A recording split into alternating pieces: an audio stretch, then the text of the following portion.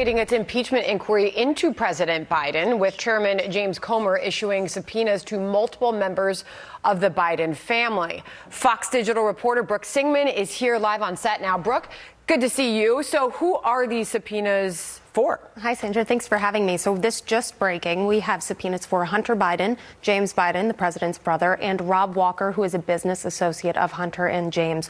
Also, House Oversight Committee Chairman James Comer requested transcribed interviews from Hallie Biden, which is President Biden's daughter-in-law, who was married to Beau Biden.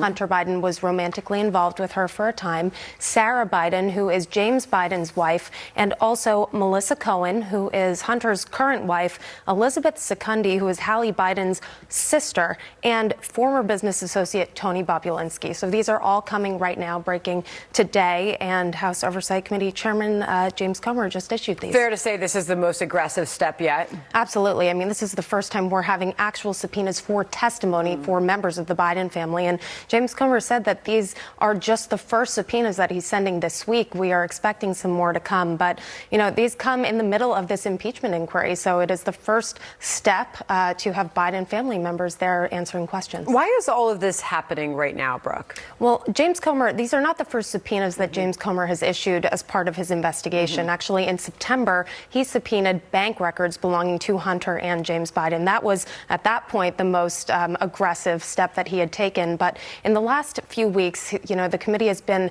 obtaining these subpoenaed records from James and Hunter's personal and business financial records. And what Hunter Biden and James Biden's records have shown, according to Comer, is that President Biden actually may have benefited. So last week, James Comer said that President Biden actually received 2 checks from James Biden and Sarah Biden's personal bank account, one for $40,000 and one for $200,000. Those checks both were labeled in the memo section of the check as loan repayments, but James Comer says the White House is not providing those documents that would prove that those were actual loans. And the money actually came on days that the Biden family was obtaining money from Chinese business companies and more. So Comer's been laying all of this out and following the money. And as far as the overall, this piece fitting into the overall impeachment inquiry, Republicans say this evidence that they have uncovered so far paints a troubling picture of the influence peddling, they say, by Biden's family and their business dealings, particularly with their clients overseas.